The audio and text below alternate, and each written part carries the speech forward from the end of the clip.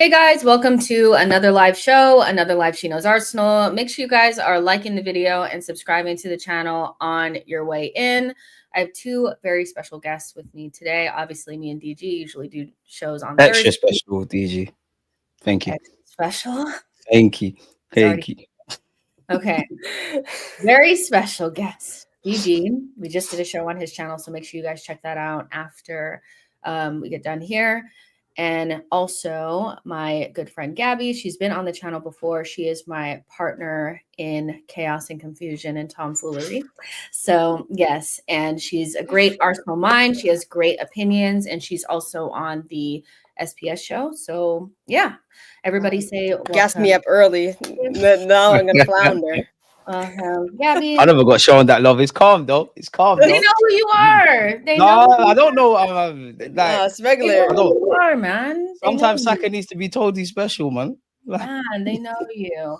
I want to get into the Gyokeres and Sesko of it all, and talk a little bit about Partey and stuff too, and the news around him. But I want to start off with something that I saw on Instagram like 2 seconds ago. I saw Dan Potts talking on Instagram about big up Dan. Ben Jacobs saying that Liverpool want to smash the English record for Isak. I saw that. If I say what I think, I'll be in trouble because I mean, okay, we have to start here because obviously Arsenal, that was our number one option for a million years. It's why we haven't done anything, always linked, never doing anything.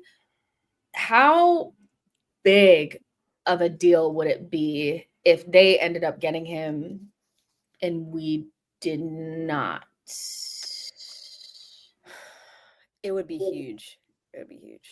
Like, that was our number one target for the last 2 seasons, maybe more actually, since he was at Sociedad. And it's been well documented that Mikel wants him. That's who he wants. That's his end all be all. The Thierry regen that people are saying. Like, whoa. Listen, I don't necessarily agree, but that's who he wants. For him to go to Liverpool, especially this summer when they already spent big on Wirtz. A statement, man. Like, it's a statement. I don't think he'll leave Newcastle, but I don't know how ahead it is with Liverpool, but if they've been given some encouragement that there's a willingness to get a deal done, then surely we have to throw our hat in the ring. Obviously, Arsenal and Newcastle are not seeing eye to eye, but it's Isak, innit? I can't fault him for wanting to join Liverpool. They just won the league, not too far removed from when they won the champs. To play with Salah and all of that, it is what it is. But if there is a chance, we have to throw our hat in the ring. You have to. If not, boy, it raises in question just what we're doing, I guess. I feel like it's just too much. There's just too much. It's just too much because it really should not be like this. Like, I feel okay. How I actually feel is it's almost like a cautionary kind of tale for Arsenal if this were to happen, that in a summer where you're meant to be getting Isak, you don't get him. You're searching second and third options that you're really not that happy about, because Sesko's kind of like a younger player that you're kind of taking a chance on. And Gyokeres is not really, the same style, but, he's available. Cautionary tale of what can happen when you don't strike when the iron is hot and you let the doors kind of shut on you a little bit. Quite literally, if this were to happen, Liverpool have had a 12 months that Arsenal were meant to have. Quite literally. Winning the league, getting Isak, getting Wirtz. We're meant to be 2 players away. They will have 2 players and world domination. To me, that is like the best team. Like, that's insane. So best team where? Huh? What do you mean by best team? I mean, like, if you see a team like Liverpool's team is already good enough to win the league. I don't see very many issues with their side. So they have a really, really solid back line, very, very solid midfield that already won the league, really good coach, Salah. You add Isak to that and Wirtz. And I get that City are doing the madness, but that team that's the kind of team we're trying to build, literally. So with the same kind of means and all that kind of stuff. So I don't know if it'll happen. I just feel like Newcastle would be absolutely insane to allow Isak to go with all these years left on his deal. They won't be able to replace him. They're just getting back into Champions League. It feels strange. But the fact that Liverpool feel like they can do it and we've moved on to other targets, it's just a cautionary tale, you know. Maybe our pockets ain't deep as Liverpool's then.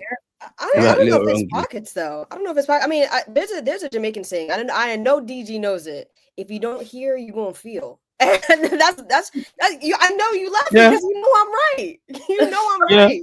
Yeah. Like, if they can find pennies to go and get Isak, we should be able to as well, because FFG and Arsenal kind of operate in a similar kind of scenario. To be fair, this summer they should have done this last summer, so they've owed their fans an onslaught. But what's that? Like 200 million on 2 players, and you throw in Frimpong, and you assume that they're gonna keep spending. It just raises in question. The competition is only getting stronger and stronger at this moment in time. For all the talk around new deals, around Partey, around I don't know Sesko and Gyokeres, has anyone seen anyone come through the door? Boy, it's gonna be a tough season, isn't it? Yeah, Boy. I mean, it's shaping up to be an all-timer and not in a great way. Like we're on the opposite side of where we want to be at, you know, but that's just kind of like the pessimist in me. But you know, there's still every opportunity for Arsenal to improve the side. Like they said they have the money, you know, they say they want to get these players, they should go get them. And the striker is first on the list. Now there are reports coming out from Alex Cook, I think his name is, saying that Gyokeres is more likely. He's gotten some texts that Gyokeres is more likely. Now, I want to make sure that everybody understands the context around George Mendes being involved. I was going to say that. Him being involved in this deal means we're about to see cinema. Like this is about to be cinema for the next 2-3 weeks. He is going to get his client through the door at Arsenal, or at least he's going to try to. And so we'll probably see some different twists and turns. But what do you know, DG, what do you make of this whole? Is this just Berta playing them against each other, trying to get these two deals done? Is it incompetence? Are we overcomplicating things? Should we just choose a player and spend the money? What do you think?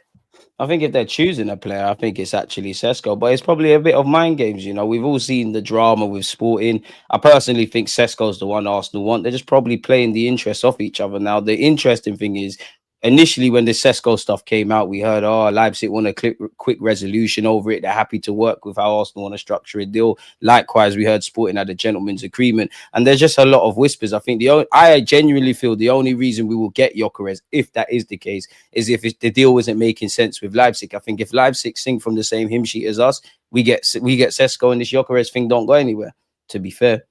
But yeah, he's got to be playing them against each other. And, you know, just Jess and Gabby and every Arsenal fan, one thing that we've always said is it seems like Arsenal have one target. And if we get them, great. But if we don't get them, we sit here and talk about powders being dry. So to see us link with Gyokeres, to see us link with Sesko, I know people don't want to hear it, but like Plan Z being Watkins, it does give you some confidence. Now, where the confidence goes out the window is maybe you lot know more than me, but I haven't seen nobody holding shirts outside the Emirates.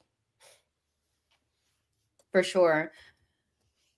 Gabby, is it a red flag that Duncan Castles is saying that Sesko wants a release clause? Or is it just George Mendes playing cinema? Like, what's going on? George Mendes is going to play the game. He's going to get paid. He's going to play the game. That's him. I don't think it's a red flag necessarily. I think that, like DG say, like, the thing about Arsenal is that they're trying to do things differently this season or this summer with Berta coming in. That's an established director of football that we haven't had in a long time. Mm-hmm. So we're not used to like talking to multiple people and trying to get things done, and then we'll see where we're at. We're not used to that. So it's very rattling if you're not used to that and seeing it happening, because you're like, it feels like chaos. And maybe it's not chaos for them. Maybe this is just all talk and we're going to end up with Sesko anyway. I think the problem is that obviously we haven't signed anyone yet. And we've talked about this before. I don't know if you talked about this with DG, but we've talked about this before, where Arsenal are very bad for reputation's sake with selling and buying. Like, we have a very bad reputation with selling and buying. We get stuck on one target, and that's all we can see. Tunnel vision. You know, we're gonna come for them in the summer after that or summer after that. Like, and I think that because Berta came in, we're trying to like not do that. We're trying to like change our reputation, but that's very hard to do in the eyes of the rest of the world football. And in a matter of months. Exactly. You know, if you're coming into negotiations with Arsenal, you can rake them over the coals. You can't do that with Man City. You can't do that with Liverpool. Like, it's going to take some time. We're going to have to get used to it. But I don't think it's necessarily a red flag that we're pitting them against each other if that's what's happening. Because I would be happy with either one of them. Although I have gone on record saying I would prefer Sesko. Yeah. And why is that? It's for people that don't know. Listen, man. As somebody who loves watching the Bundesliga, I am not one of these cats who only watches the Prem, personally. I actually prefer not to watch the Prem if I'm not watching Arsenal. The Bundesliga is chaos. I love it. I love the nonsense that happens in that league. And watching attacking players in that league is so fun. They have so much more freedom than they do in the Prem. And as someone who has actively scouted not Gyokeres, but Sesko for the last 2 seasons, that guy's good, man. I know the numbers say different. Like, you can say that Gyokeres obviously has better numbers than Sesko, and he absolutely does. Playing in the lower league, tax and all that stuff. But when I watch him with my eyes, the eye test does not lie to me. It does not lie to me. And I just know that he feels like the next one up. Like you said, he just feels like the next one up. And I just know if we don't get him, I remember when he was linked to, I think it was like Chelsea last year. And I was like, wanted to vomit because I hate them more than anything. And I was like, if he goes to Chelsea and he bangs, I'll lose my mind. Yeah, I think if you like a player, you can always find a way to wave away their their cons.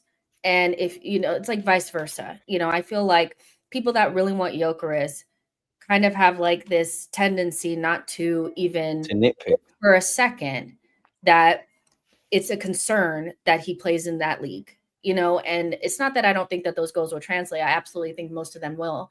But there's still a little part of me too that's like, if Falcao is the only person that has left that league and produced at the same rate, that's not a good percentage of players that go from that league and it just is all hunky-dory. So I think we need to recognize that both of them have pros and cons. But the best thing about Sesko is it just feels like he has all the elements that we need. We just need them more consistently. That's it. Gyokeres doesn't have some of those things. He's just better now. And I think that mentality-wise, he's probably just about better now because he's more on high. He's won a title and all that. So clear pluses and minuses, but just get one. I think most Arsenal fans can get behind just knowing that you have a number 9 in the bag. And with the summer, the preseason kind of not really around the corner, but in a couple of weeks, we expect those players to come in. Do you think that the level of panic is right for where we are in the transfer window right now? Is Berta not doing enough? Is this similar to Edu's window? What about that? Because I'm seeing a lot of like Berta, it's looking, remember I told you, Gabby, yesterday, it's like Berta's looking spooky. Like these should that be the narratives coming out, or should we just calm a little bit? What do you think? Either one. I'm good for a crash out. So like I'm good for a crash out. So I'm gonna be the first one to be like, get some things through the door. Like I want my deadline, my personal deadline to get players through the door, especially the big players that are going to be starting, is like way before the end of July. Like in a month from now, we need to have at least 2 players in, and we know one of those players is going to be Zubimendi. So we need to have at least one attacking player in. If we get to August and we haven't really signed anyone, cut the cameras. I will crash out hard because Arsenal, when it comes to backs against the wall, time crunch, they do not do well. We don't do well under pressure. I don't want to see that again. This is how we ended up chasing Nico Williams all summer to end up with Raheem Sterling. Like, stop the nonsense. Go to the next target if you must. And I hear it. I hear the way that people are talking online, and they're like, "Well, just put the money down for Nico Williams, or just put the money down for Isak, or just put the money down." But it's not. It's Not how it not works. always that. Yeah, it does not how it works. Nico Williams don't want to hear from Arsenal. Like, Exactly. It's don't not wanna how hear it that. works. But Arsenal are very much like in, what do you call it again, Jess? Analysis paralysis? Is that what it is? paralysis. Analysis paralysis. Keep, interested, talking to, like, getting Weighing the laying the options, groundwork, like doing the enough. groundwork. Enough laying the groundwork. Make Put it the in. bids in and let them get rejected so I can actually see movement. Because once you've already talked to the player, because I know Arsenal have already talked to these players. Yeah. You've already reached out and tried to figure out if they want to be here. Once that's done, you can figure out the, like, semantics later. The, you're going to add 5% more if you get to, I don't care about all that. You can do the bonuses and all that stuff later. Get the bids in. I need to see some movement now.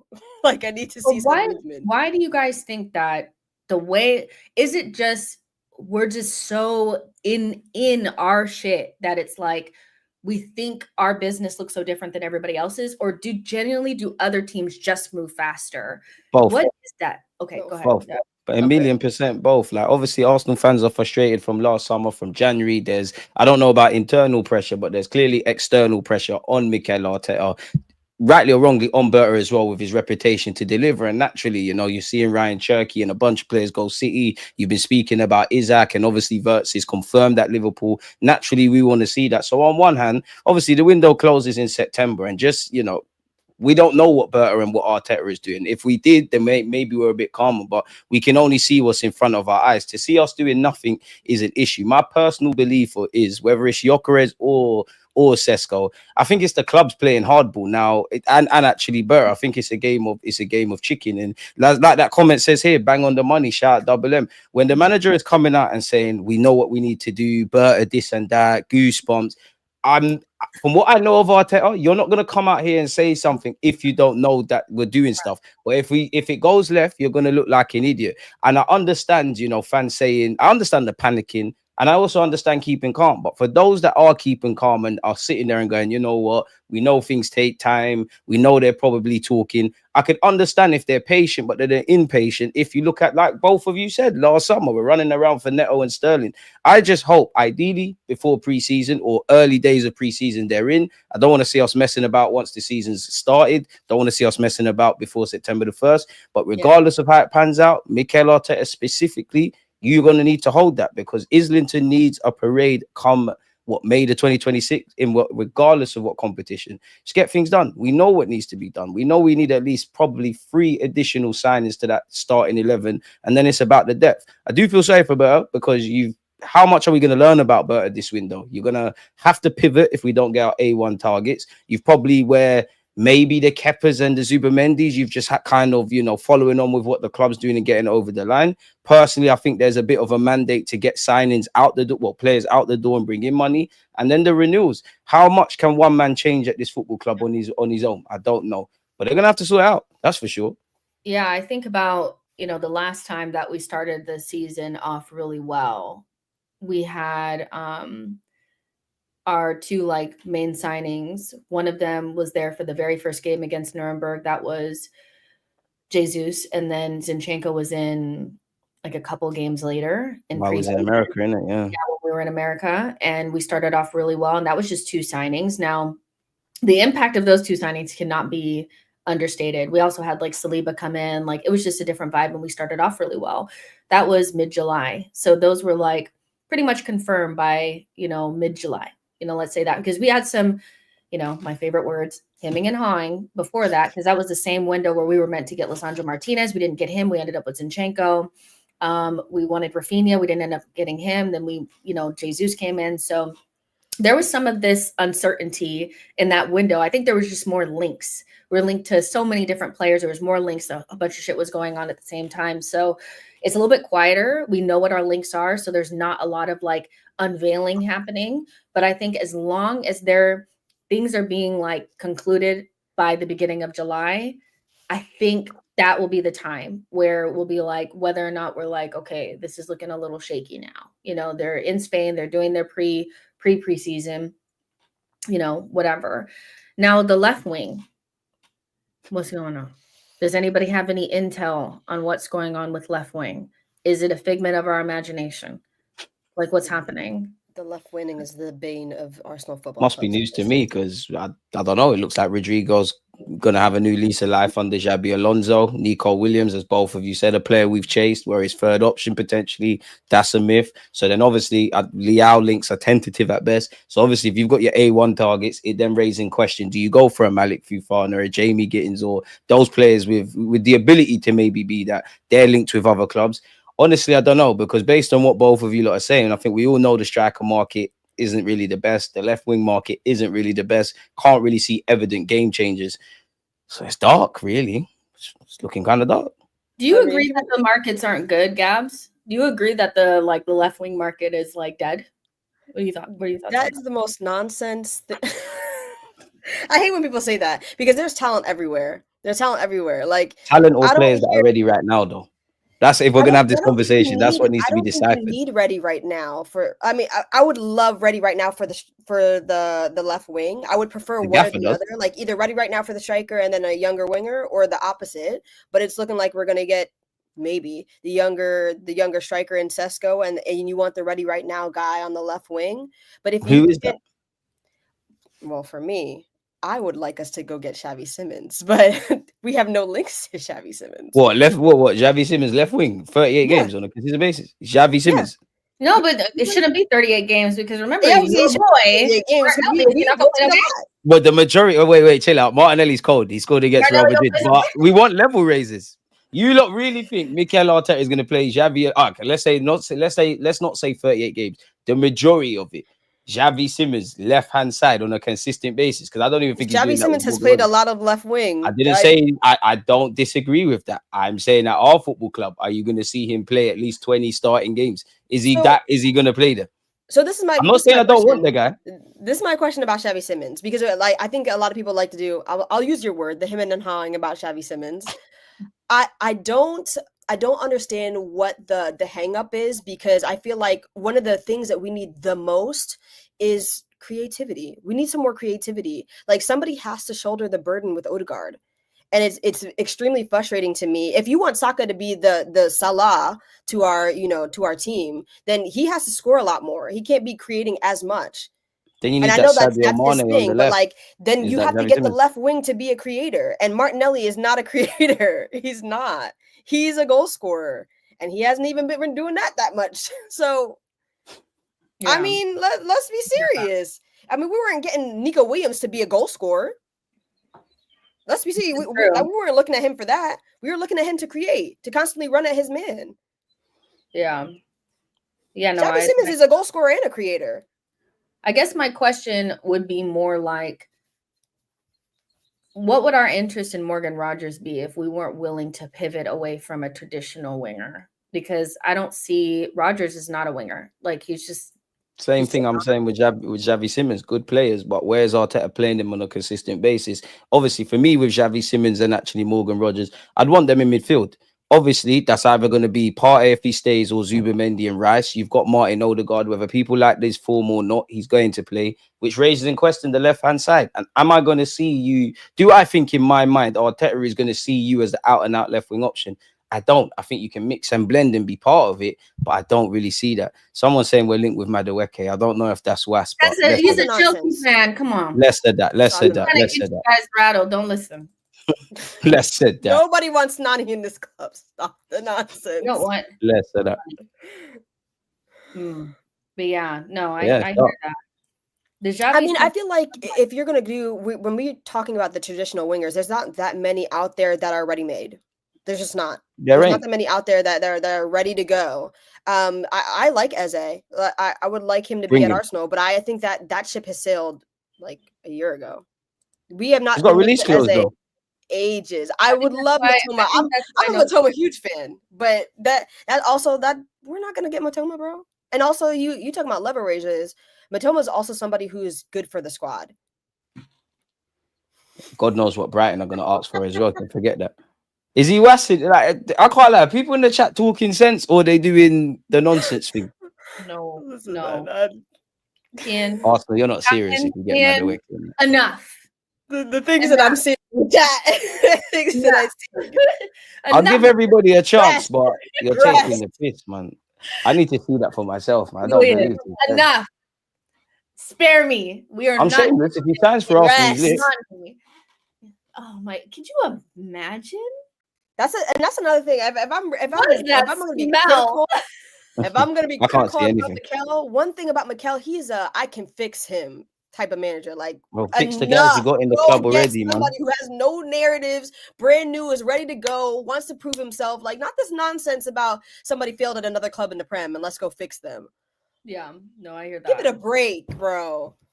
It's God, please, why man. does Carlos Cuesta look so much older in this? They already stressing him out. He looks so much older in this. They already stressed my boy out. But yeah, I mean, listen, there are left wings, and as much as I don't like some options, like I'm not a big Semenyo person, whatever, there's just no, to me, excuse for us not to get something. Do you know what I mean? Like, even if it's a younger player, even if they're not quite the perfect thing, we have kind of like gone past the windows where we could kind of be like picking and choosing. Like, we're just not in that position anymore. You need to address everything, man. Exactly. And I think that's why, as much as we would want to be able to spend money on just one or two players, we're going to have to bring in multiple. And we were speaking about, like, as much as I don't want a defender, we're going to bring one in. We need we need a striker. Enough. I didn't say anything. I just said, "Oh, what's wrong with saying oh?" I just said, "Oh." Like, I was looking at one of the chats. I just said, "Oh," and then I heard something about defenders and Arsenal needing a defender. And even though I don't want a defender, try to tell me. I'm with Jazz. I would prefer we spend all our money up front. You're not going to learn the hard way. Defender come in. I hear you, lot. We need to get attackers, but if you think we genuinely don't need defensive reinforcements, I hope I'm wrong. But who don't hear must feel, as you said earlier. Reinforcement for cheap. Yeah, that's exactly. Not like, I don't think it's. I think this is one of the only seasons where we could really go into and not say we absolutely need a defender. I think if we lose the people we're supposed to lose, we'll still be okay. We would like to have a defender. We would like to have one, but I don't think we. Did you not learn nothing last season? Did you not actually watch Arsenal last season? And the year before that, did you not actually watch Arsenal? Did you not actually? This last season and the season prior, no matter who was back there, best defense in the league. Yeah, that's cool. I don't know what to tell you. No, that's cool. That is cool. How many players got rushed back? How many men played through injuries? They've all come out and said it. How many players played? But whose fault was that? That was the club's fault, because you knew people needed surgery and you didn't let them go get it in the summer. So I don't bring more man in. So if man break their legs, or God forbid, or something happens, we've got depth. We need to. I actually feel people exaggerate with this resting stuff in it. But there has to be a couple of occasions we can be a bit cute and clever. You've got Timber, who's played a lot post ACL and actually out at the moment. You've got Ben White, who's we all know with. Tomiyasu played 6 minutes. Calafiori missed 100 odd days. Tierney, bit part player, I hear it, but it's almost a blessing in disguise who's part of the squad. He's gone. Zinni's probably gone. I'd love for Kivior to stay. Kivior might get itchy fingers and think, you know what, I want to go and play football. We've obviously got Miles Lewis-Skelly as well, but as we all know, the one players that are fit, you run them into the red zone. You lot are not learning, man. You lot must love this.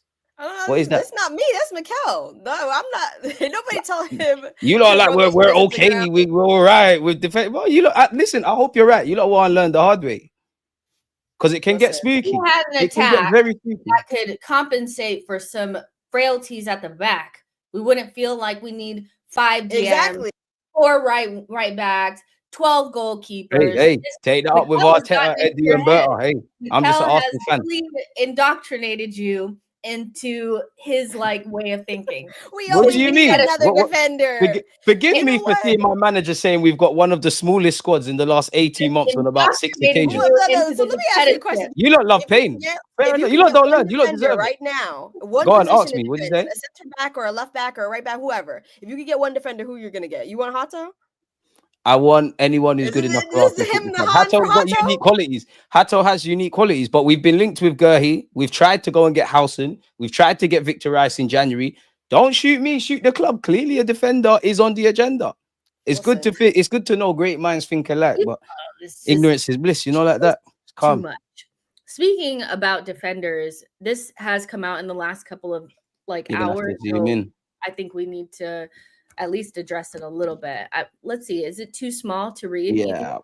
No, I don't want to. Or send me the link in the private chat. Let me read it quickly. I read it already before when you guys were so Okay, hold on. Let me Let me send it to Genuinely you. can't see what the hell. I see Timber, and that's about it. Okay, hold on. Or you're gonna do what I do and just read it out for the viewers? Yes, I am. I'm gonna read it. Read it out for the viewers. Right. I don't know how it works in America, but was you in a good like set for English? Because if you can't read, don't. Timber has now undergone surgery and is currently enjoying a break before joining Arsenal's preseason preparations in July. Timber talks about some details. So Timber said, I knew I would have surgery at the end of the season and I was determined to play. But at that moment, I felt I wouldn't be able to, but adrenaline proved to be the best medicine. The pain was getting worse day by day. I had tests with the Dutch national team and the result was that I needed an operation at the end of the season. I was determined to continue playing for Arsenal, but it was very difficult. In the first leg of the semifinals against PSG, he suffered a new injury to the heel of the same injured foot. Timber said at halftime, I told myself I have no idea how I'm going to finish the match because I couldn't run. But in the second half, the adrenaline returned. Timber feared missing the return leg against Paris. He said, I didn't train all week and I was very nervous before the return leg. The pain was very severe. The day before the return leg, Timber took part in training to check his condition. The result, not good. I didn't overlap with Saka. Timber says the running wasn't painful, but stopping was very painful. When I stopped running, I said, this isn't going to work. I was already suffering, but the coach said, Yuri, take your time. Even walking was difficult. So, like I said, that's on Mikel. Because you knew, like I said, Ben we White clearly need more bodies. Players are surgery. being forced back and players are being ran into the ground. We saw that with Ben White. But that's my question. Why is he forcing players back? Well, I don't know what I know to my get team and what we need. fit. You're asking Ben me White questions. I don't know. I don't work for Arteta. I don't know. I just think we need bodies. Gabby, I don't know. I can't answer that. I just know we need bodies. And people are looking at me crazy for saying we need a defender. Listen, I think it's a red flag. Are you not really watching Arsenal? Many bodies back there, and we're still flying through them. That's a system problem.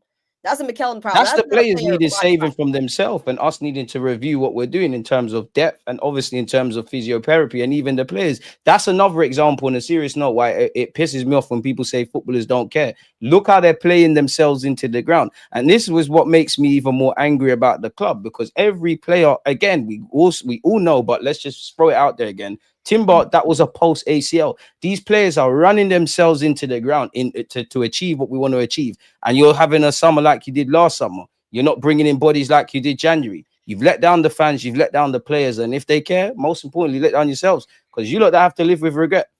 Feel sorry for the players, man. Horrible. Listen, I don't disagree. What they did last summer was egregious. So I can see why they brought in Sterling. It didn't work out, but he has unique qualities and he is a Premier League legend, but it just never worked out. Yeah. So I won't fault them for that, but there was other things that needed to be done. Yeah, I think that this is really kind of sad. Like, I think it's admirable to see our players are desperate to play, and you would expect that from elite athletes. And Timber, we spoke about it all season, how great he's been post ACL, but we're talking about him and Ben White playing full seasons, clearly being injured. We definitely need to rotate differently or something. And I feel like maybe that's more of the reason, not necessarily like a lack of depth, but the lack of rotation, I really think is more of a problem. You don't think so? No, it's both. But you don't want to learn the hard way, is it? It's not that I want to learn the hard way. I just think that we're backed up against a wall now. And we've had a whole summer where we didn't address in areas that we really needed to. And so now we have what we know is going to be a strict budget, because that's how Arsenal operates. I'm blaming Tomiyasu in your chat. Tomiyasu was rushed back as well. He's injury prone, make no mistake, but he's another one. Should have got his surgery in the summer. Look at what Arteta said when he suffered that injury again. I'm not trying to hear all that. I think at a certain stage, like, there needs to be a better grasp on rotation and not running the 100%. same group of players into the ground. And now that you wasted a window doing nothing, now there's so much pressure to make sure that you have the attackers, that now you have these broken down players that you also need to try to support, and you're just not going to have the money to do all of it. And that's what the concern is, I think. And that's why it really does. Like, I know we need to get a defender, but it's going to, we've bought defenders in every window, essentially, so, but They're we gonna have to haven't find a got way, Jess, man.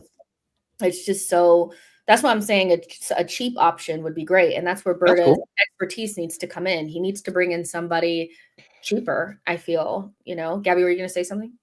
No, I was just going to say that, I mean, there's been a lot of talk about what we need. Obviously, we all know we need some attackers, but like, if you're talking about further back, that's why I don't understand this conversation about like MLS and, where he needs to play, or the panic about replacing 5. Like, what do you mean replacing 5? MLS can play there and you go get another defender. Then if it's that serious, like, if you really think that we need defenders, like our fullbacks got their muscles falling off the bone, then go get that. Don't replace 5 then. You have 2 very, very, very good 6s right now. And yes, they're going to be playing together a lot, but they don't have to play together all the time. Rotate. Yeah, and the reason why, like, Victor, I hear this, but White was not the only right back that we had ever since we've had him. There have been other options. Have they been subpar options or options that we don't love? Yes, but that's the game. Everybody has players in their team that they look at and they're like, I really would prefer them not playing, but it is what it is, So when you have White playing full 90s in every single competition for 4 seasons, remember, he played center back in his first season with Gabrielle every game. Predictable, man. Then just like our 2 center halves. That's how Gabrielle got hurt. Played every game. Yeah, in fact, all the hamstring injuries are not coincidence. Yeah, the right-hand side, Odegaard, Saka, and Ben White have basically been ran into the ground because if they don't play, we're not going to do anything. Like, there's just no way. And so they've all kind of broken down. And I agree with Gabrielle as well, because you don't trust Kivior. But now we see that if Kivior had gotten maybe a little bit of playing time, he would have been fine. So I get that there's players in the team that are less, like, you don't trust as much, but everybody has that situation. That's not an Arsenal situation. That's life, So that's something outside of even just buying players that needs to be fixed, because yes, that's admirable, but you could ruin Timber's career doing that shit. You could ruin his career. Like, he collectively, not just Mikel, but like as a club, you could be ruining his career. So yeah, we definitely need to get a defender in for cheap, and potentially a DM for cheap as well. I do want to touch on the Partey stuff. I know we did on, your channel as well, DG, but it looks like he could be on his way out. It definitely divided the fan base. Do we need to bring in somebody if he leaves? Yes, because Arteta and Arsenal know that, because the plan was clearly keep Partey. You've got Zubamendi coming in and all the other options. So yeah, and again, if we've learned nothing from last season, it's depth. And I understand you don't want a massive squad, quote unquote, and people are going to be on the bench, but we never have that luxury, like, of having players that are on the bench not playing, angry about playing. It's always we're down to our bare bones. What about the other side? We need bodies.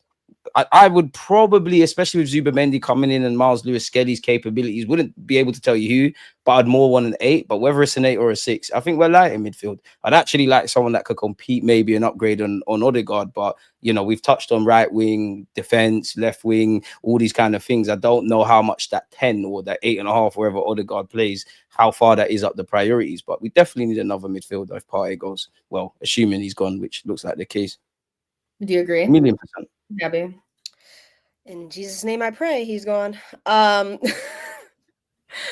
just, in my mind, I'm thinking about the actual minutes that, like, if we're placing, technically we're going to be placing, if he's gone, Partey and Jorginho. Jorginho only played like 700 minutes last year. So, like, you're not replacing that many minutes if I'm being real. And we already replaced a 5 with Zubi. Like, he's going to be taking a whole lot of his minutes because he was starting last year. And I'm thinking, ain't that a lot of pressure on Zubamendi though? Yeah, but as good as I think he is. Yeah, but that's what Mikel wanted. He wanted to replace him. That's who he wanted. It's who he chased for over a year. So I was like, he's coming straight into that starting lineup. I don't want to hear about pressure. You know what you know what they're asking of you. Listen, that's on Mikel to help him perform and platform him to be the best. But like, if we're talking about actually replacing minutes, like I said, put MLS as the third party option to play there. I would prefer him play there. I think it's ridiculous that people think he can't play in his actual position. Ridiculous. I just think that you might as well just go get a left back. Go get a left back who actually gives you something else. I would prefer specifically an overlapping left back, like a traditional left back who goes up and down. And I know that's not what Mikel is probably going to get if we get one at all.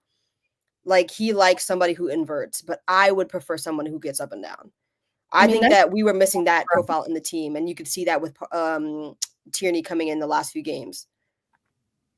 Yeah, I think there's definitely a division in thought here that I think some of it comes from this lack of belief in Zubamendi. I think because we haven't gotten, like, he's somebody that people pretty much wrote off and don't think is good and all that kind of stuff, that they feel like he's going to need hand holding. And so they need to be sharing time.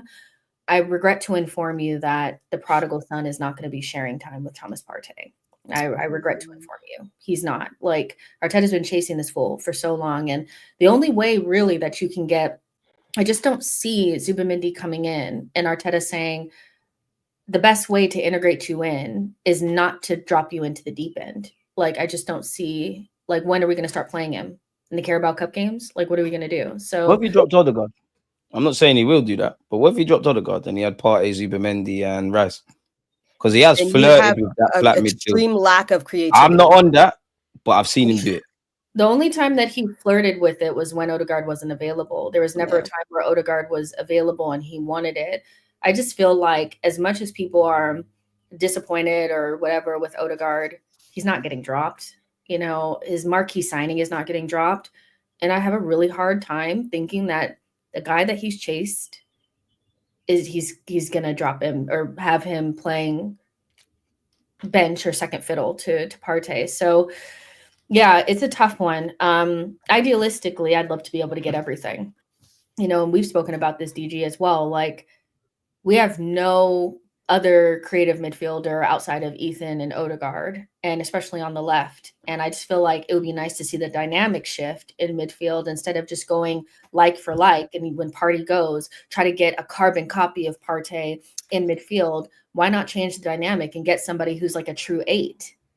Why not do that? You know, because we know that there's, you know, I know that Arteta likes Marino and Kai, but like they don't offer what like a Reinders would offer. Yeah, not what we're used to as 8s at this point. No, they're not. They're not. Yeah, 8/10. I'm telling you, Xavi Simons. Like, you know, that's why I was like really excited. I know this link has died down immensely, but like that's why I was really excited a couple weeks ago, no, months actually, with being linked to El Knus from Leicester. I was like, that's what we need. I want that kind of profile. Somebody who wants to get the ball forward, who can dribble a little bit, but is looking to pass. Like, that's what you need. Do they fit the system? Do they run?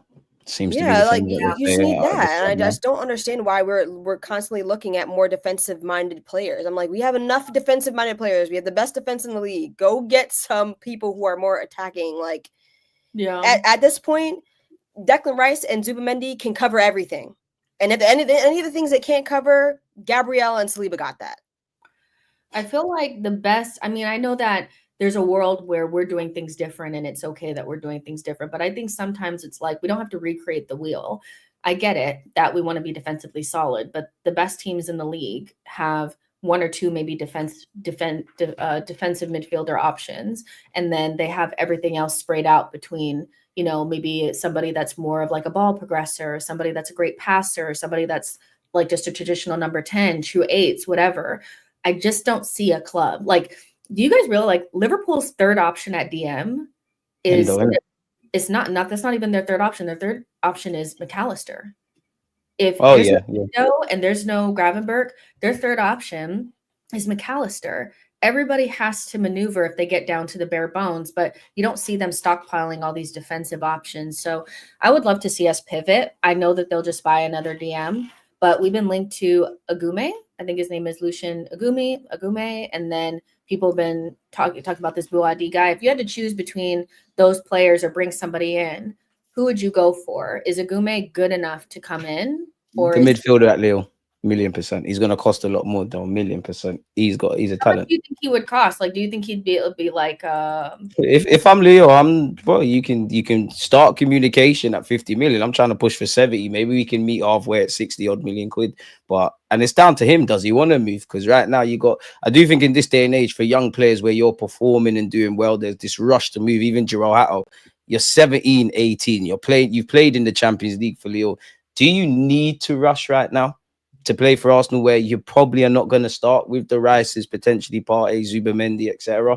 If it's down to me, go and get it done, man. Agume just makes more sense purely because you hear he's available for 20 odd million quid and you hear Arsenal have accredited interest in him. So it just makes too much sense. Who knows? Maybe Lokonga knocks some of the price off that if he wants to go back to Sevilla and they want him back, that is.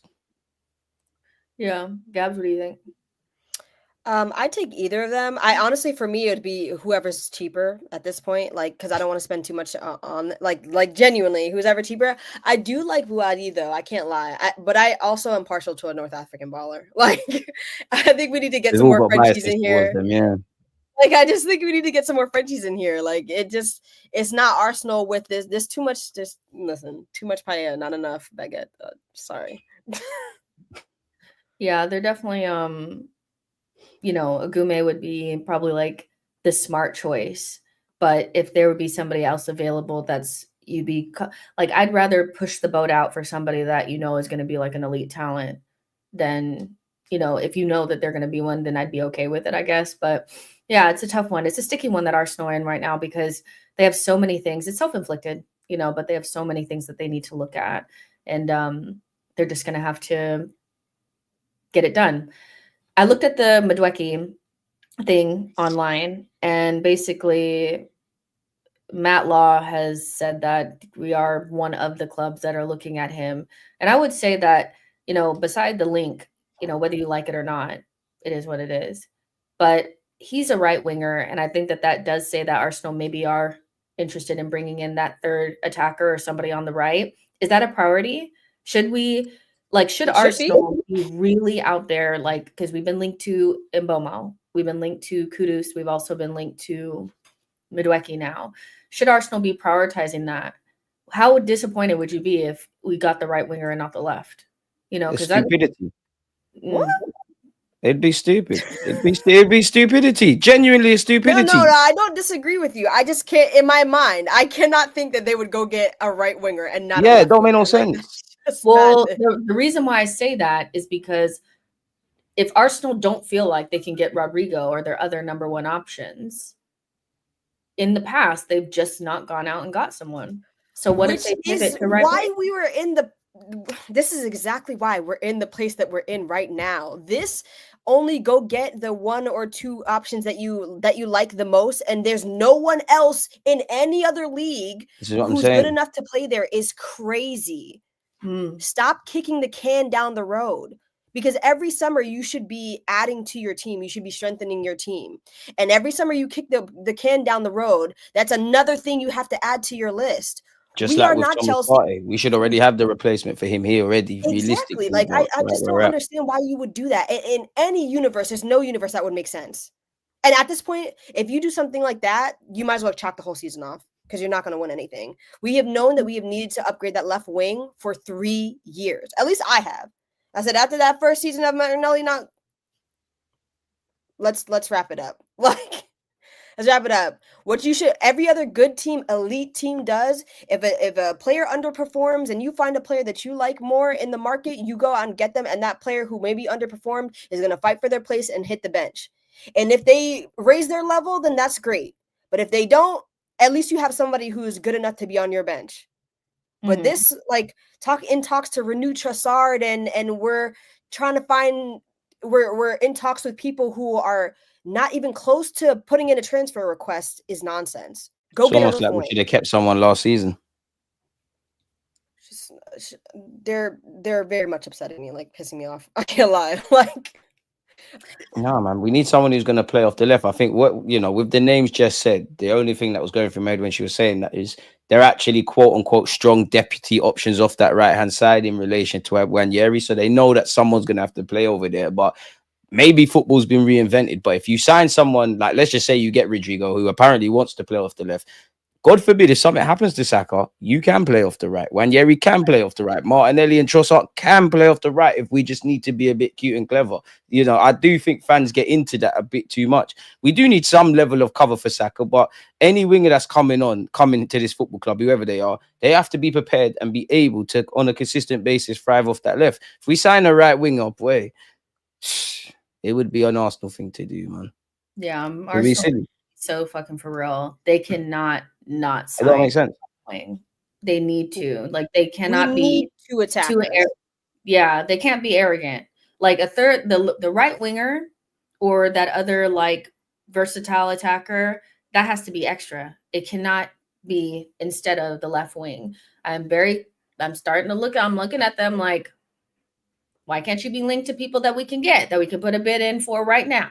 What's going on? You're not putting in no bids. You're not looking at, because you know what?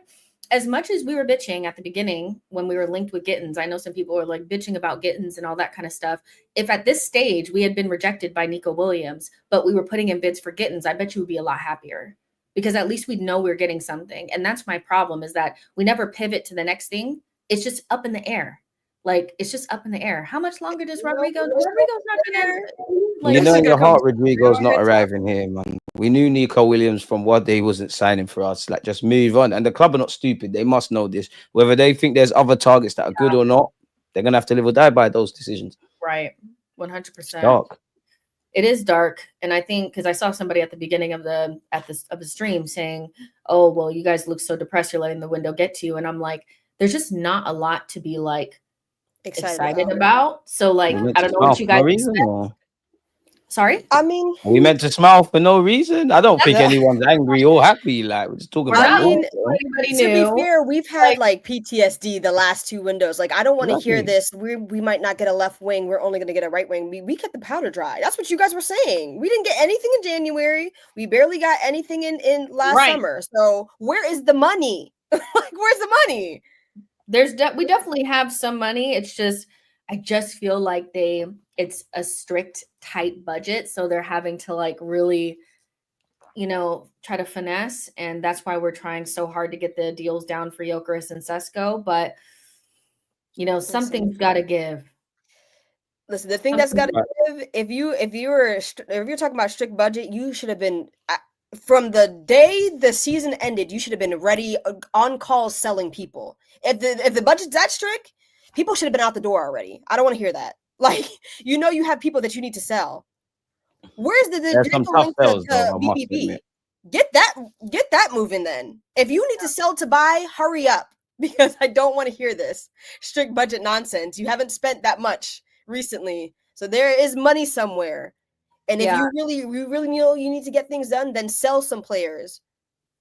There's just the players that we would be able to sell are players that Arsenal would be afraid to get rid of, because we're not the type of club that will sell a player that's not obviously, because they're just too scared. They're not going to ever take that risk.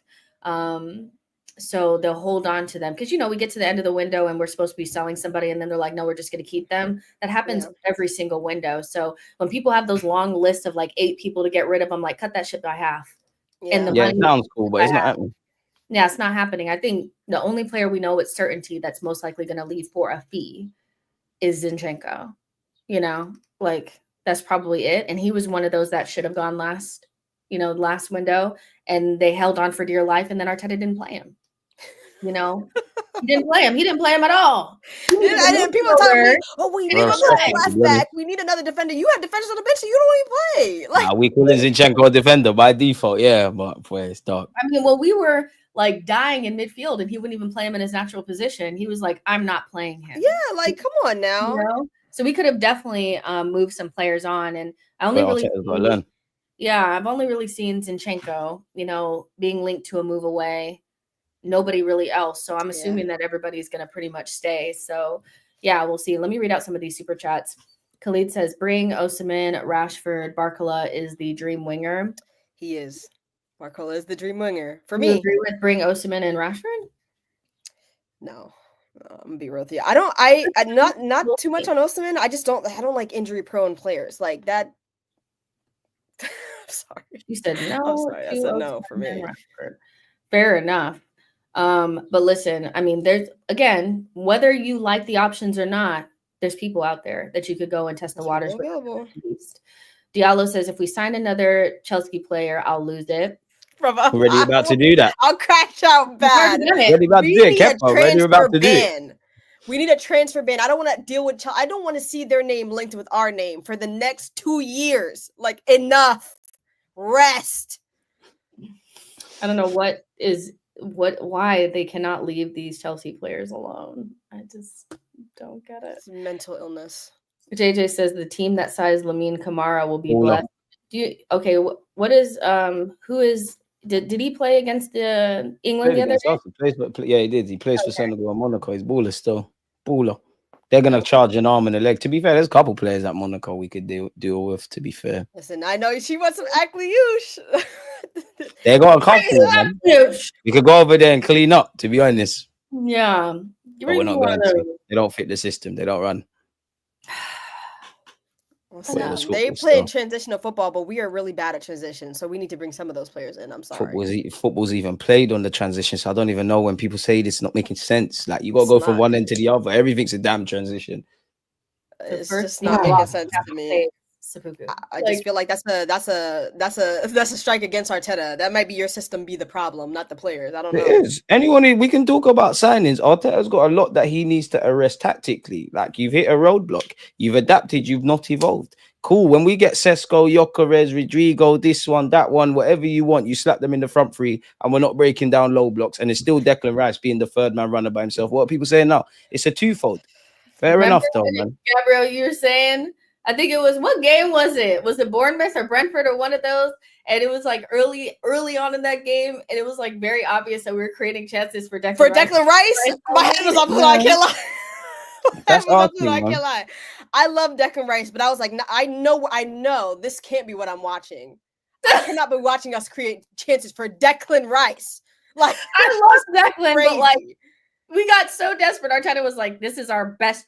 When you get to the point where you're like, Declan Rice is your best chance of scoring, so we're going to try to create for him, it's dark. It's like, it is exactly. dark. Exactly. Arteta, and it's all by design as well. Like, we've done this to ourselves. Mm-hmm. Here's some more. Diallo said, Berta, time to take off that suit, get the hoodie. Does that mean, like, what does this mean? I don't know what he's on about. I don't know, but it just made me laugh. Like, I'm like, it's like get to work or like get he's a roadman. Like, what? I'm like, is he supposed to be robbing people? Like, what's going on? That's how you know Arsenal fans are talking about clothing. We're sick, man. Jess, you remember when DG called Fabio a baller? Now Fabio Vieira is a baller. He's just soft. You can play football. He's just soft. Unfortunately. Fabio went to the wrong team. If Fabio had taken his ass to Liverpool, I guarantee you. Nah. If you're soft at Arsenal, you're not gonna last long with them Scousers. I just don't think he was. He's soft, man. He's soft. You don't want to do the nitty gritty. You're a baller. You need to go La Liga or something, man. It's over, Fabio. I like you. I think he is a player, but you're just soft. You don't want to work off the ball. You're too weak in the duels. You're not consistent. Anyone that's been to the games at the Emirates, you are one. Not that you played much. You was one of the players that Arteta used to just bollock to defend. It's a myth. You're not pulling up any trees at Porto. You're not really doing nothing at the Club World Cup. I think he might stay because it looks like a tough sell to me personally. But boy, far cry from someone that, what was it? He got the under-21s Player of the Year once. Was it 2021? He ain't like that anymore. But I think, you know, it's like you can make one wrong move, and unfortunately, we ended up being his wrong move. Yeah, I would say development matters. Like, it was system matters. He came to the wrong team. Yeah, he had only been in the first team at Porto for like 6 months. He was. Yeah, we tried to outsmart the market. Didn't bang. Yeah, it didn't. We're just not that team. He should have went to Brighton or some shit. Manor saying Fabio Vieira is a baller. Yes. Hold on. If I don't know what to tell you. If you don't see it, you don't see it. I don't know. Yeah, there's no way you can watch Fabio Vieira and say he's not a baller and say he's not technically amazing. It's just all the other baggage which he hasn't got in his locker. Let me not say too much. I was gonna say Nah, at all, because he ain't got nothing else in his locker. He wouldn't be in this situation. I mean, like, I keep seeing this and I'm like, I feel like some Arsenal fans really don't understand that Vitinha was at Wolves. If we had tried to get him from Wolves, you guys would be spitting up blood. You've been like, oh my God, he's shit. Like, I'm telling you, like, this whole we should have got Vitinha instead thing is very much so based around the fact that he went to PSG, a place where fit the environment that he should have been in. If he had come to us, we would have done the same thing to him. Exactly. He's small. You guys realize, like, nobody even wanted João Neves. They were saying he was too little. Listen, man. That's a lie. People wanted him still. I'm not gonna lie, people wanted him still. I definitely wanted him. Listen, a lot of Arsenal fans are talking about how small João Neves was, and I'm like, yeah, but he's good. Yeah, but in the Prem. What did our 6-foot-something midfield do against the two shrimps at PSG? Nothing. Move the ball quickly, up and around. You can have as many 1-2 passes there in your box. It really don't matter how small you are. Inadequate. Never felt so inadequate. Vitinha wouldn't have done well with us. Our manager can't coach ballers. It's just that simple. Listen, I do side-eye him a lot of the time. I feel like if Santi Cazorla was an up-and-coming player right now, we would find a way to ruin him, like, at Arsenal. Like, genuinely. Well, we wouldn't want him because he'd be too small. Like, it's just, I don't know. Arteta needs to fix that. Go get you some ballers, some known ballers. None of this, like, I need to coach him up to be that. What happened to Arteta? He wanted Awar at one point. What happened to him? This is clearly what Arteta's always been. He evolved. If you wanted ballers, you'd have ballers in the middle of the park. The evolution of Mikel has been terrible. The evolution of what he wants now tactically is very different from what he wanted before. And also, I feel like Arteta likes to do this smokescreen nonsense where he goes after players who he can't get and then be like, oh, well, I wanted this guy. I originally wanted this guy. But you don't look for players who are like that guy. Yeah, nonsense. He's just not really Arsenal for Mikel, man. Rodrigo, I love Rodrigo. You know you ain't getting no damn Rodrigo. Like I wanted Nico Williams. Okay, if there's players like Nico Williams out there, you could go get. I don't know. Like, nah. Diallo said Fabio is a fantastic baller and needs to eat fufu and yams. Yes, 1,000,000%. Bear of that, all of that. We were saying that when he was here, he never ate that. Yeah, he needs to eat some proper food, man. You see, if he was stronger in draws and wasn't easy to brush off the ball, but we'd be looking at Fabio Vieira a lot differently. But if Martinelli picked up his head, he'd be a good winger. If Gabriel Jesus could score, we probably don't need a striker. It's all ifs and buts and maybes, man. It is what it is. Martinelli picked up his head, man. It's never going to happen. He's 24 now. I love Martinelli, but you're not going to change now, are you? You're kind of at where you're at. Yeah, 100%. Still my guy, though. I can't wait until we get into preseason. They start doing up like Martinelli, like behind the scenes, like showing him putting the ball in the back of the net, like it did last season. They're talking about Jesus, firing his belly and all that nonsense. To be fair, Jesus was good in preseason. Oh man, no. He's Brazilian. He's Brazilian. He's Brazilian. I was in the stadium when we played. That's Liverpool. Cool. He's Brazilian. I'm backing him. That guy is ass. Nah, he's not. Jesus is not us. Like. Because say what you want about Martinelli and Jesus, big games, they're down for the cause. Not everyone can say they're on that in this club. Fire in his belly, he did. Look how Jesus was moving until he got the last injury. I begged them. You can ask Jess. I begged them to sell Jesus last summer. I begged them, and men were telling me fire in his belly. And I said, this is exactly what's going to happen. He's going to come back, play a little bit, not look that great, and then score a couple goals, and then immediately get injured. And that's exactly what happened. Tore his ACL within a month. Nonsense. Jesus, we're praying you get fit, man. We're going to need you next season. You need quality. You got a World Cup to win. I'm so upset when around October, when they start previewing him coming back like a new signing.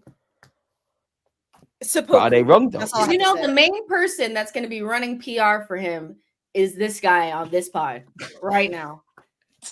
Jesus is back, you know. That first big chance miss. Listen, he's back. Watch, listen, watch left wing. Don't rule him out. Don't sleep on Jesus. It's a World Cup year. Don't sleep on him and Martinelli. Because they can say what they want about Martinelli. I know he was down for the cause at Anfield. I know he assisted Calafiori at the Etihad. And I know who emptied the Real Madrid fans at the Bernabeu. Don't argue with me. Those are facts. That's what he did in a bad season where he can't pick up his head. My Brazilians. They're back soon. Jesus might get... Oh, let me calm down. They might do a madness next season. I was going to say a madness. There might be double figures from one of them next year in all comps.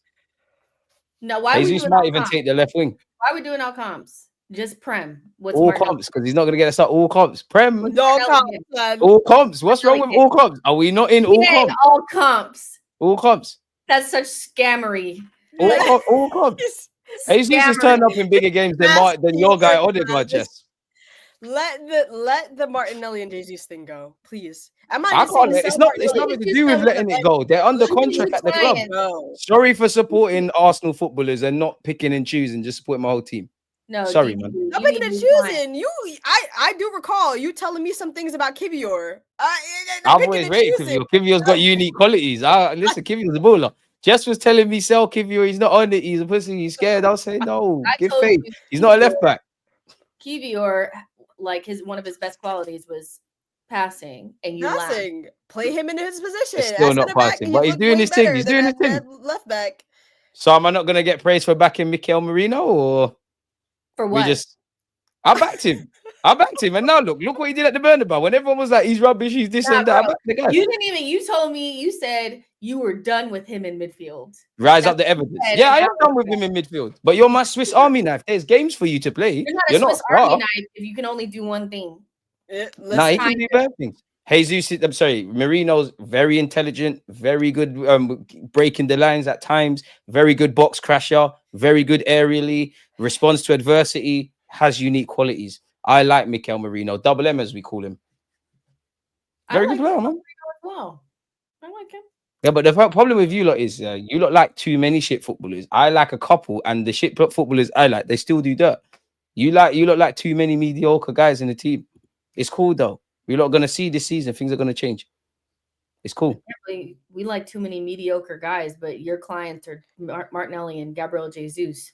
You have the worst roster. Brazilian internationals. No more Brazilians. If their name is not Gabriel Magalhaes, I don't want to see them, bro. Do you not want to win the Premier League? You do, innit?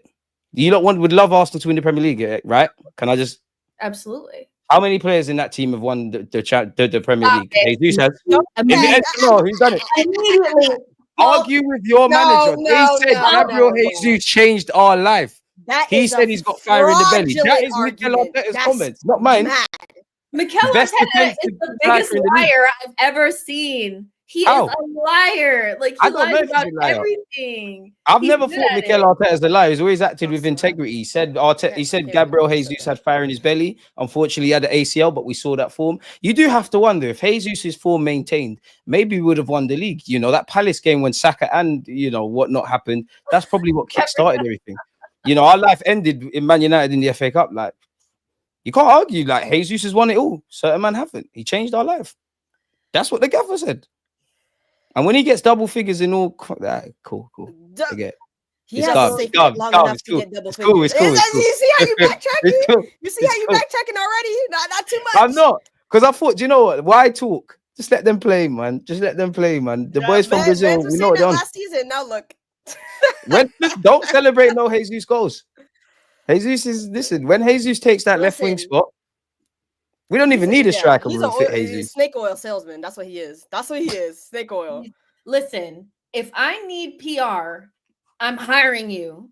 No, it's not PR. It's facts. He's experienced. The whole reason we're in these league shouts is there's got to be a correlation. Gabriel Jesus stand for us. Who was there? Mind you, when we lost the league, who was at the scene of the crime? Everybody. Those chances missed against Tottenham at home. Saka missed penalties against West Ham. I'm not on the scapegoating thing. Odegaard hid like he always does. We're in this together. We're legitly in this together. We don't win, lose or draw separately. We're in this together. It's just like we signed Raheem Sterling and we got to a semi-finals in the champs. You can't put a price on experience. You really can't. My God, experience is overrated. And so dark. It cannot be overstated. Dark. Wait, well, I want to read out this super chat, but I have to ask you guys, who is worse, Willian or Sterling? Sterling. At Arsenal? Sterling. Yeah. Sterling. 100%. Well, Sterling signed for us, and we got to semi-finals of the Champions League. So, William. Oh my This God. is Jamaican man foolery. No, it's Sterling. This is It's Sterling. Sterling weren't given a chance. Sterling wasn't given the chances William was. Stop the nonsense, man. He wasn't, Stop. though. But he wasn't. Yes. How do we know he wouldn't have been wavy with a bit of confidence? Sterling couldn't keep Ethan off the team. That's the manager's decisions. You just and exactly, you remain professional. Arteta But- went against his hating the youth to get Sterling out of that team. Yeah, Wanyeri spoke about how good Sterling's been with him and stuff like that, and Miles Lewis-Skelly. So again, Sterling signs, two Lenders emerge from the first team. And like, you know, what to eat and where to get a house at, and Yeah, and how to where look after go shopping. And of course, he gave him a nice little city guide. You know, and where the to go, and training, keeping them do, competitive. You know what? I'm boots not to saying wear. experience wasn't useful to help the youths, but he on the pitch, every action stinky. I don't know, Every man. It action sounds had an agenda driven. equal Like and what? opposite Every reaction. action is equal and opposite reaction. Like, Okay, but what has Sterling got that these players doesn't have? A Premier League trophy. it wasn't with There's us. got to be a correlation. Yeah, it wasn't wasn't. with us. But there's got to be a correlation. We're bringing experienced man in and we're not winning. So I think you have to direct this at the manager. Listen, Zinni also had one too. Exactly. Direct this at the manager. Bruh. And Sterling's son has signed for Arsenal as well. And he's going to play for us in a few years, by God's grace. Here was his, his son signing, because that was very cute. I like that. Sterling's a player, man. Adorable. Don't remember Sterling's cameo against that Palace or something? Yeah. Diallo, It's dark. thank you for your super chat, said those young Havertz at Bayer Leverkusen comps made me question my own existence. He was moving mad, soft feet, quick turns, bare one-time finishes. I'm not the person to talk about this because I will get upset. Like Chelsea absolutely ruined that boy. Certain people are tweeting about how he went through growth spurts and all of that. Fair enough. True. Yeah. He did. He did. So that's why he's not a center of baller no more, gravity is 'cause he grew completely taller. different now. Yeah, if you go Because from he grew taller, he's not. to 6'5", your agility and went the to way that you 6'5", move is that's completely different. Bruh. What's that got to do with controlling the ball? Also, I'm not gonna lie. Like he wasn't playing false nine at Bayern Leverkusen. He was midfield. If Okay, you but do what's that got recall. to do? What's that got to do with controlling the ball and the basics of football? I mean, I don't know if Bro, confidence we need is to a get hell of a somebody drug. to I don't speak to you know. about this. Because Scott McTominay had a growth But spurt I know for between when sure. I know they this brought for him in. fact. Look at him now. Kai Havertz is gonna score more goals than Jesus. Because he's going to play a lot more. Because he's going to play a lot more. Again, Havertz, I don't discount Havertz. He's a Champions League winner. I've backed Havertz. I just don't want you in midfield. That's cool. It's not hard to score more goals than Gabriel Jesus, but you know what's hard to do? To have the intent, to have the adversity. You know, a real winner is someone that gets knocked down several times and they get up time and time again. This man has had 2 ACLs, and this is what you lot are doing. It's cool though. It's cool. It is well. Hate It makes is him well, unstoppable. Listen, you have to back people, players to back I back players everybody who at our back club. your chat. These players are not. They're not. There's not a moving single right. player at Arsenal that I don't rate. Well, I think we're at the. I would say that we're at the place with the players where there's nobody that I think is like horrendous. Like we're well beyond the Mustafi days. You know. That being said, there's definitely varying levels to this group, and some of your clients are at the bottom of that list. They're at the bottom. It's rough out Boy. here. Boy, some of my clients are at the top. Where was you lot frontline when Gabriel Magalhaes was people were saying Pablo Mari was better than him? I don't know. I'm asking. You know weren't there. You know weren't there. You know weren't there when I was gassing up Miles Lewis-Skelly from Wade. The guy was about 16 years of age. You know weren't there. You know weren't there with Declan Rice in the 8. You weren't there. You don't know how it feels. Nobody can chat to me about Declan Rice. No one. I'm just saying. He's one of my top clients.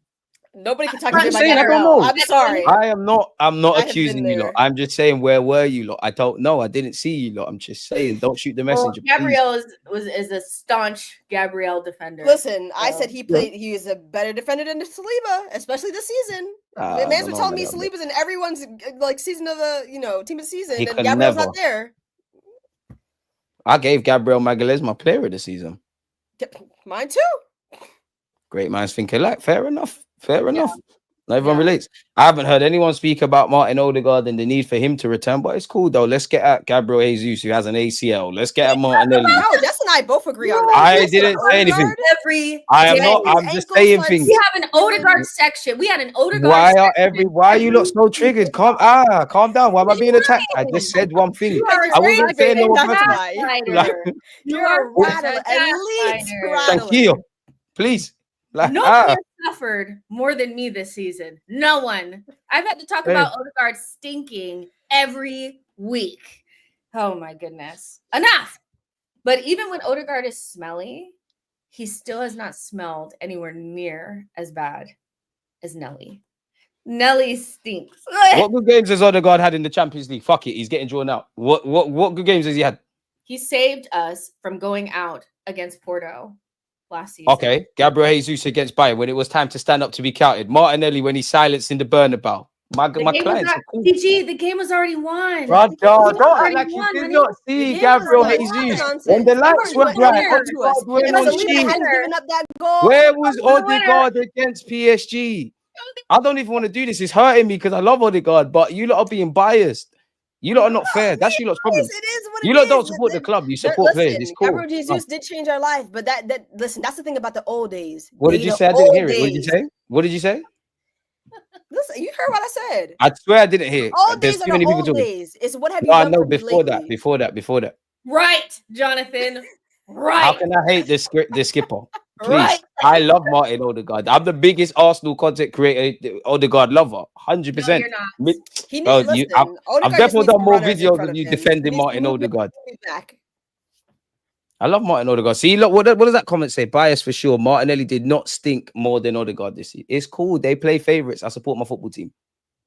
We're gonna agree to disagree. La African You have Gear came on my channel 2 days ago and said he loves Martinelli and he's been defending him. I know his tea. I know where his alliances lie. These lot didn't even want to defend her until I broke it cannot down. Is hide these behind people to Martin- trust? You cannot hide behind Martin Odegaard's bad season. And that's You what you listen. do. That's what you do. All I'm gonna say is, if we're talking about peers, Odegaard's peers, they all rate him. Martinelli's peers, Okay. they laugh at him on podcasts. You know.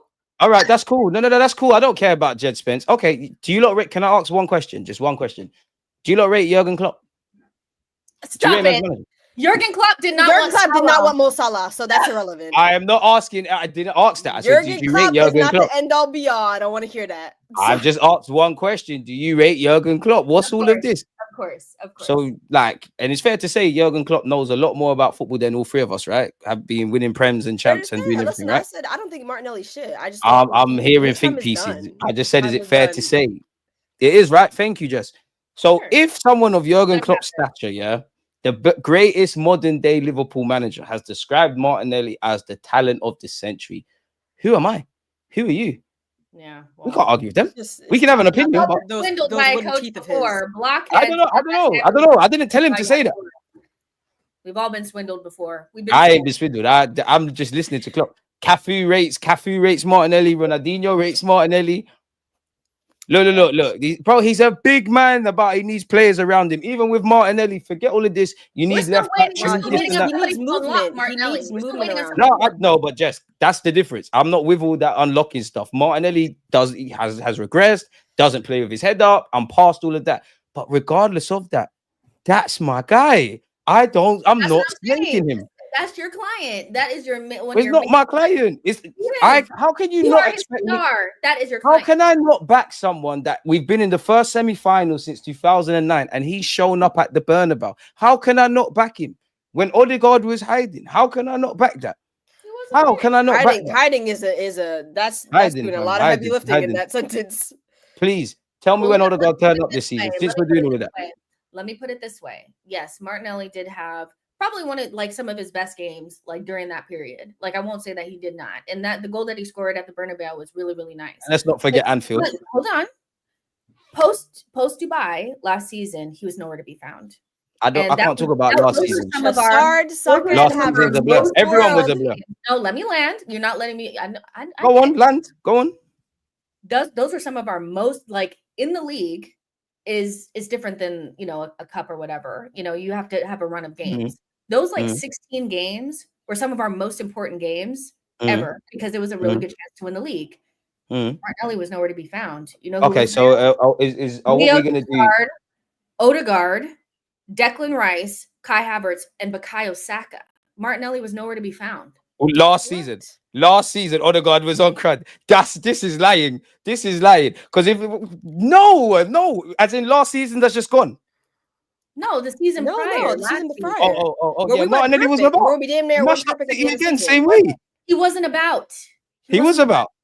So if we go through the last 2 years, of big games, regardless of Martinelli, I bet you if we watch the highlights, Martinelli's been more active than Odegaard. No, don't do. I hate when people they overrate the big games. The big. You can overrate the big games. Why are we struggling when he's playing? Why are we struggling against Fulham? 10 games. Why are we struggling against Fulham then? The West Hams. Kivior's missing balls and all these crazy things are going on against Fulham.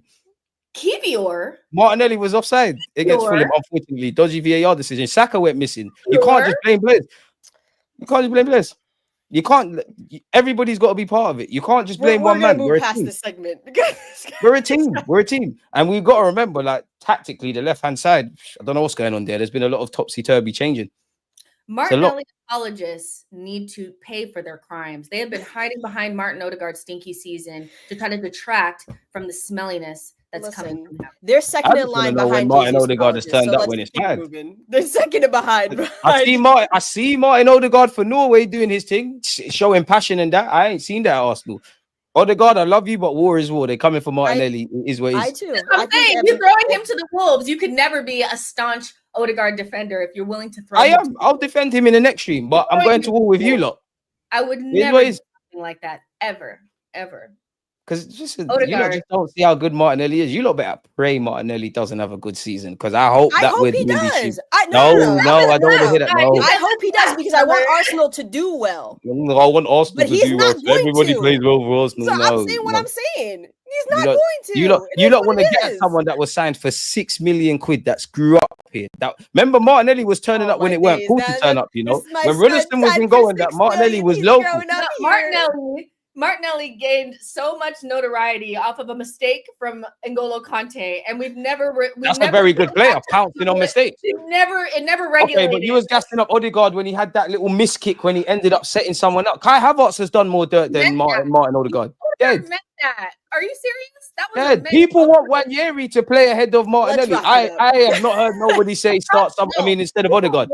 People want Ethan to. People want Wanyeri. Leo Trossard has snatched Martinelli's chain. Like, no, he hasn't. Because Martinelli has more starts in the last 3 years than him. Trossard's not rated like Martinelli. The last 3 years. How long has Trossard actually been here? Last 3 years. What do you mean you can't count a year he wasn't here? The last 3 years.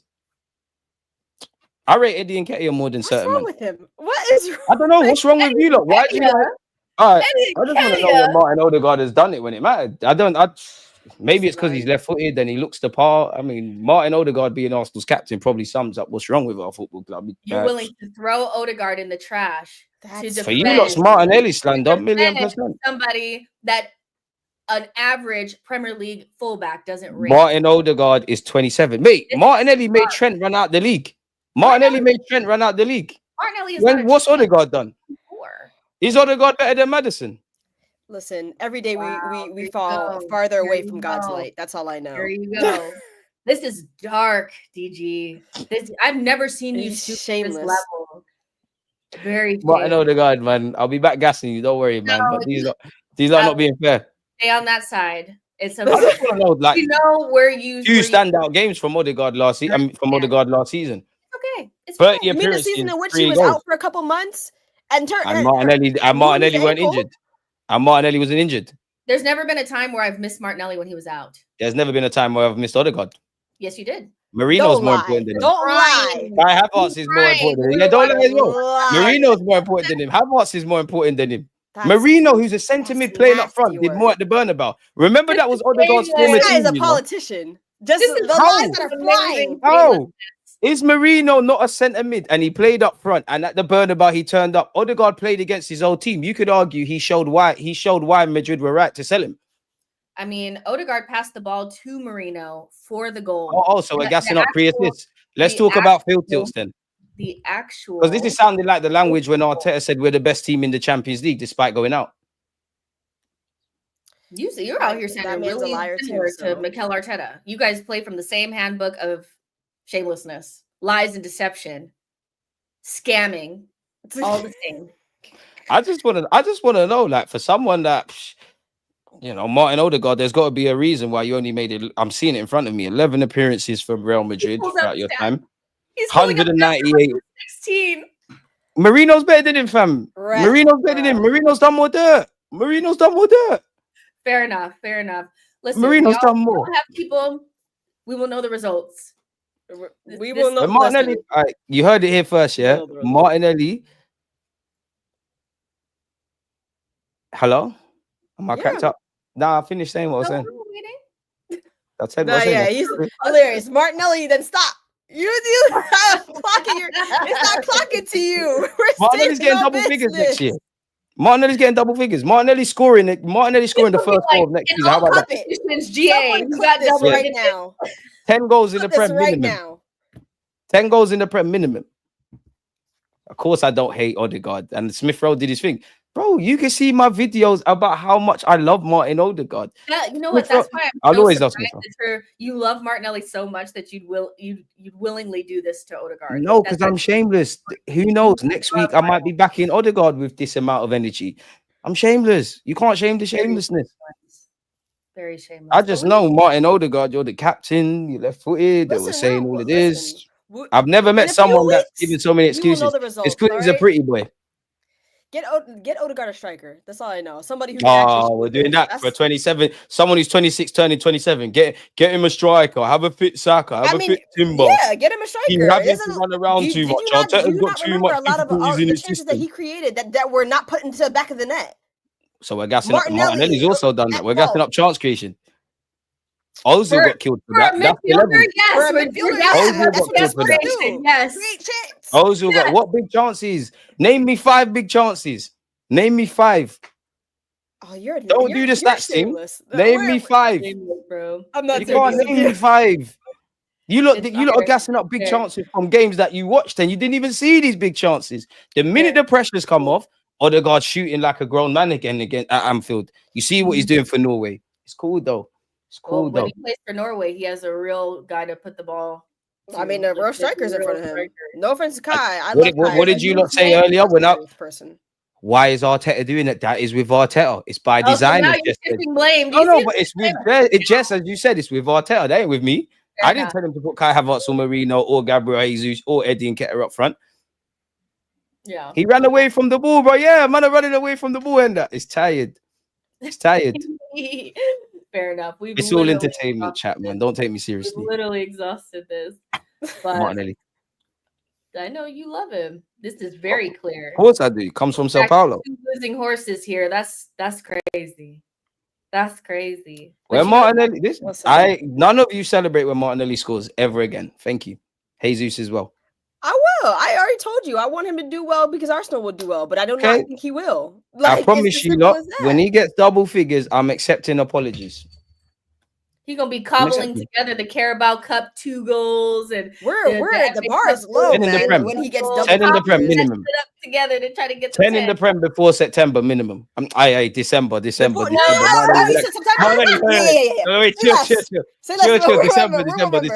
December. We're gonna write that one down. Come on. Allow me. I need minimum 20 GA in the league next season. So what about Odegaard? When has Odegaard ever got close to Ozil stats? Some of you lot in the chat told me, he's better than Ozil. Let's say that. No, that's because I rate Odegaard. I never thought that he was near Ozil's levels. So could never be near him. We'll never be near him. We'll never be near him. It's just like we would never. It's just like we would never expect one of our strikers to be Henry because that's just unrealistic. So we can't be. We need to. I feel like we need to look at the players that we have and just judge them up against what we feel like they can actually do. We know Martinelli should be able to do better than what he's doing, and so should Odegaard. And we're going to expect both of them to come up with the goods. We've seen it. We've seen them. Oh, now we've seen it. Yeah, we've seen it. We've seen our Martinelli play better than what he played like last 2 seasons. He got 15 goals. Yeah, we've seen it. So we definitely seen Odegaard play better. Yeah, I don't know. Don't do that. I don't know. I just see him be a guard of honor. I don't know. Football, a week's a long time in football. I don't know when this happened. If you're telling me about 2022, Man has the memory of a 23. goldfish, you know. But Yeah, we're talking man, you about got 2 to years listen. ago for You got to move Jesus. forward. Arsenal fans don't want to The move forward. problem I'm always with moving forward. Martinelli is that you have to think a lot harder to remember when he was good because it No, was you don't. Burnabout, Liverpool, City, off the bat. Liverpool. Odegaard, any standout games from Odegaard last season? Please. Liverpool. Did he not bag? City. Did he not do well up front? Liverpool and City. What are you saying? Liverpool and City. Who set up Calafiori? Don't Oh say my set up Calafiori. Don't say that. If you okay, sorry, chat. If Don't say set Martinelli up had that. passed the You ball to like the assist Calafiori, was what like is that? mind blowing. He What ran is that? at Kyle Walker. Couldn't What is that? get past him and then Why pass not? the What? ball. Don't argue. I don't know why you argue with me because I'm not lying. He passed him the ball. He made a great run. He showed great mentality and bravery at the Etihad to get his head up, which something I'm criticizing him for, and find Ricardo Calafiori. He scored against Liverpool. He did well at the Emirates against Liverpool, as he always does against Trent. He did his thing at the Bernabeu. Why? I just want to know 5 games. He wasn't good against Liverpool this season. He was good. He was definitely good against Liverpool. He weren't good against Liverpool at Anfield. You're lying. At Just you're lying. Anfield? At Anfield. When we At gave him Anfield, the guard of especially when he honor? went in the false 9. Don't do this. And he Don't tell scored lies a now. We dead don't need to header? lie. We're telling lies. The game where Liverpool were on the beach. That's his problem. Yeah, and Odegaard turned up in the same game. Exactly. Pressure Yeah, off but Odegaard, cash money.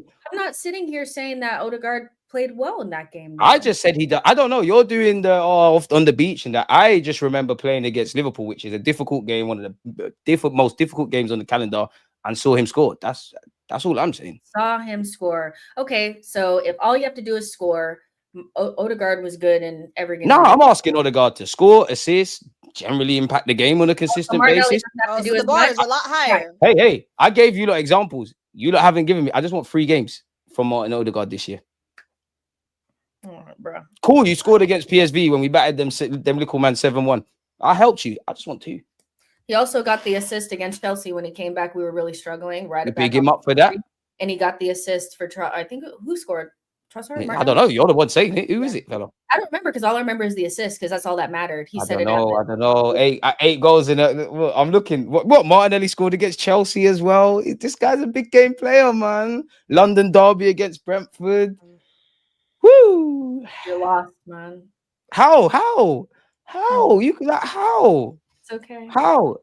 I just said Martinelli's a big game player and he's turned up in big games.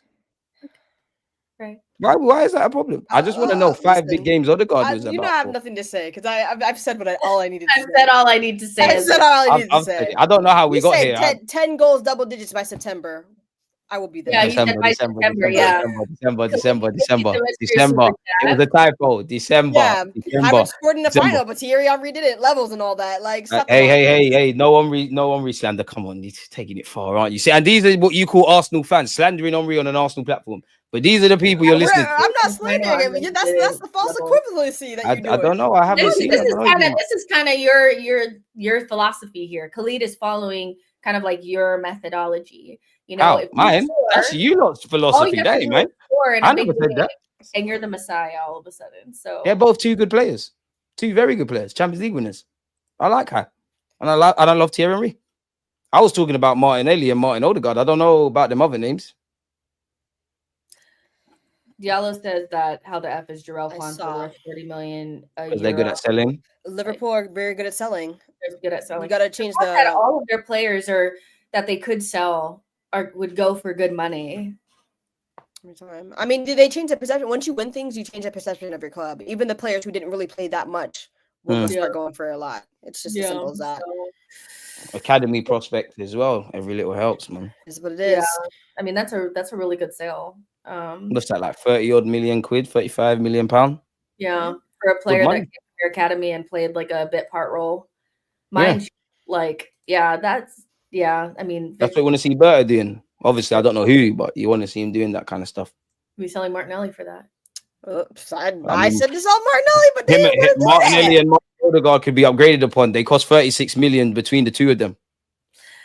I think it'd be very hard to upgrade on Odegaard personally, but Arsenal alerted. You're being very shameless. Arsenal alerted to no. I didn't do anything. All right. It'd be very hard to upgrade on Martin Odegaard. Fair enough. Fair enough. Right. Fair enough. Make sure he's justifying that 190 or whatever 200 bags he's on, it, and I want to see it. Martinelli's on the same one. He's shit. Yeah, since Martinelli signed that deal, we got to quarterfinals of a Champions League and then a semi-final where he played a key role. He's still not justifying it, but he's going. I could get £200,000 a week for certain running man were down getting the criticised end against Everton. Okay, you guys, we need to They've end exposed the stream. themselves. This is a lot of fun, but we need to end the stream now. We have gone into absolute nonsense. Shamelessness. That's not him. Like absolute nonsense. But this has been so much fun. Make sure you guys are following everybody on all platforms. Gabby, where can everybody find you? Nocturnal Gunner. You can follow me on Twitter. That's it. Blue Sky. I mean, Blue Sky too, but I'm mostly on Twitter. Okay. And you guys know where to find DG, but just in case you don't, DG. Just a Ludiguna on everything. YouTube, Twitter, Instagram, etc. If you want non-biased Arsenal content where we praise and critique all players and don't do what certain people do, you know where to find me. Appreciate the invite, ladies. Yellow, that's the problem. That's the problem right there. We must. Listen, we will Bro, talk. Odegaard not there. Crazy. DG, you're lost. Rest. I'm very sad about this, knowing this now. But listen, guys, we will see you guys on the next one. Hopefully, DG will come back next week when he's regained his shame. They're all making it, but just replay the whole stream, people. We'll be back next week. Make sure you guys like and subscribe. We'll see you guys in the next one. Bye, guys. Come on.